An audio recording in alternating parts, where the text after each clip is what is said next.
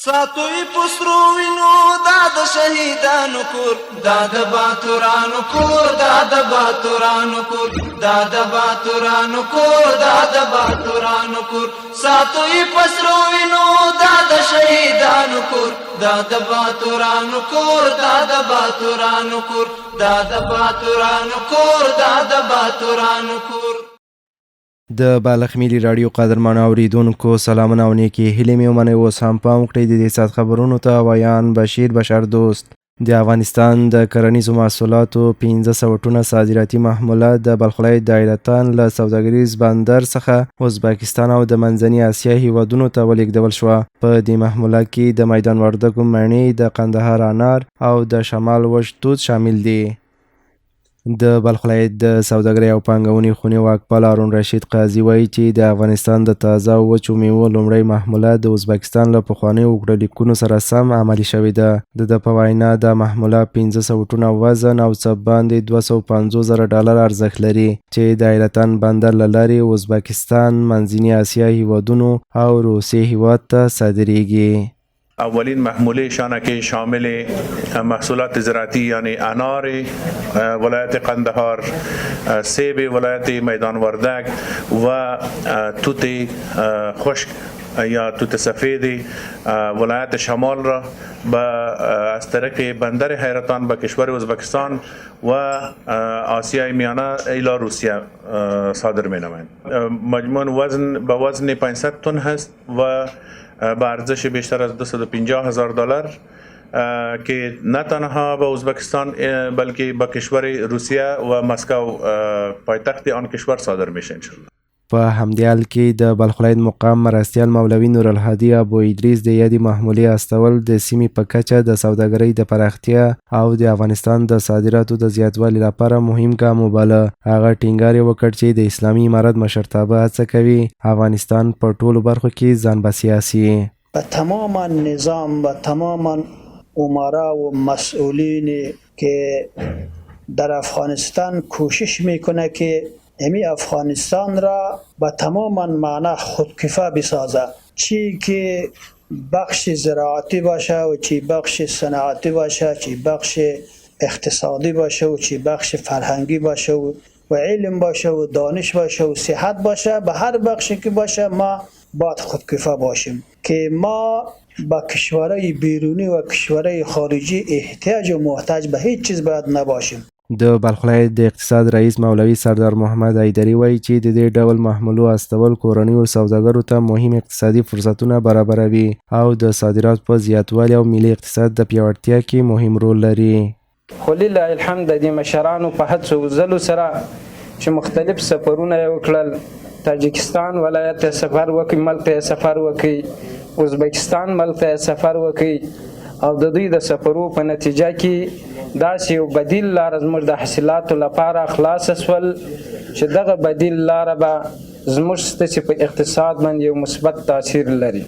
د بلخ ولایت د صنعت او سوداګرۍ رئیس قاري امیر محمد متقي همدارز وایي چې دغه محمولات د هیواد د لوړ کیفیت محصولاتو د معرفي کولو لپاره په سیمه ییزو بازارونو کې څرګند اغیز لري.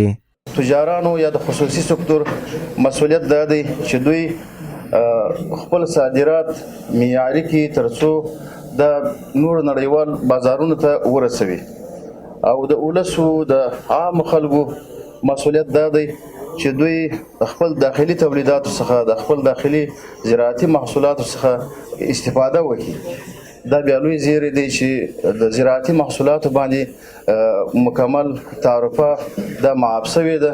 هر څوک کولی شي چې د دغه لارې څخه منځني اسیا ته، روسیې ته خپل میوې نور تولیدات صادر کړي او دا اطمینان او ډاډ ورکوو چې هیڅ نه مشکل به انشاءالله نه هغه خواته وي نه به دې خواته وي.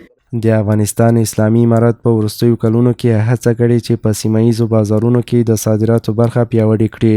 تازه او وچه میوه د هیواد هغه مهم صادراتي توکي دي چې د منځني اسیا او روسیې په بازارونو کې ورته لوړه تقاضا موجوده ده.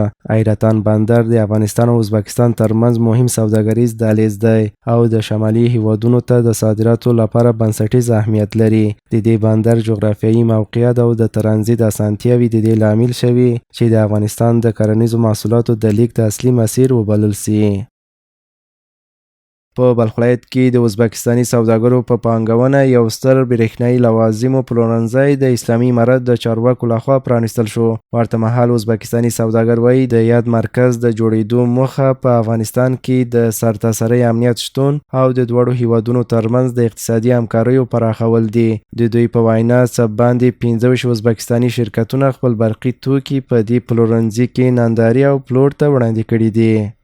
د بلخ ولایت د سوداګرۍ او پانګونې خونې منشي اسدالله اسدي په دې ولایت کې د ازبکستاني پلورنځي جوړېدل د یادې خونې د هڅو پایله بولي او وایي د سوداګرۍ خونه هڅه کوي لا ډېر اقتصادي فرصتونه رامنځته کړي ترڅو پانګوال د افغانستان په بازار کې پانګونې ته وهڅول سي.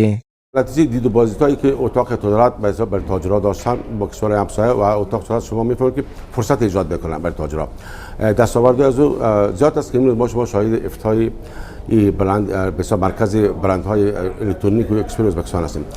د ازبکستان د برېښنایي وسایلو د سوداګرۍ مسؤل نماز طالبیوف وایي د دې مرکز د پرانیستلو موخه د افغانستان او ازبکستان ترمنځ د دوستۍ او اقتصادي اړیکو پیاوړتیا ده. هغه زیاتوي چې افغان سوداګر هم کولی شي خپل تولیدات په ازبکستان کې ننداري او پلور ته وړاندې کړي. افغانستان biz uchun juda katta bozor. افغانستان چون کشور همسایه ماست، میگن نزدیک ماست، دوست و برادر است با ما.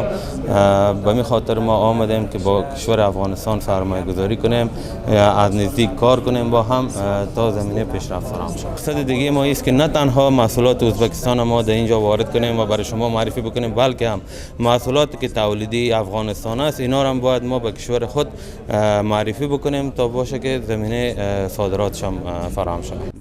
د بلخ ولایت یو تن اوسیدونکی مصطفی وایي د داسې پلورنځیو جوړېدل نوي سوداګریز فرصتونه رامنځته کوي او خلک او سوداګرو ته ډېرې اسانتیاوې برابروي.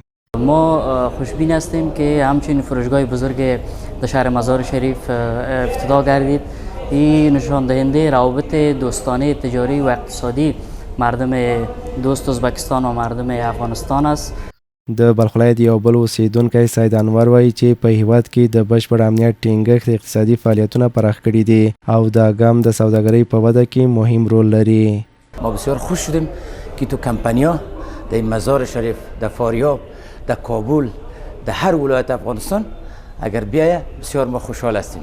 د یادونې وړ ده چې په دغه ستر ازبکستاني پلورنځي کې نږدې 25 شرکتونه فعالیت کوي او شاوخوا 1500 ډول لوړ کیفیت برېښنایي وسایل د پلور لپاره وړاندې شوي دي. د بلخ ملي راډیو قدرمن اوریدونکو دا و د دې ساعت خبرونه. تر بیا مهاله پامان او تاسو ته ښه وخت. ساتوی پسرو وینو دا د شهیدانو کور، دا د باتورانو کور، دا د باتورانو کور، دا د باتورانو کور، دا د باتورانو کور. ساتوی پسرو وینو دا د شهیدانو کور، دا د باتورانو کور، دا د باتورانو کور، دا د باتورانو کور، دا د باتورانو کور.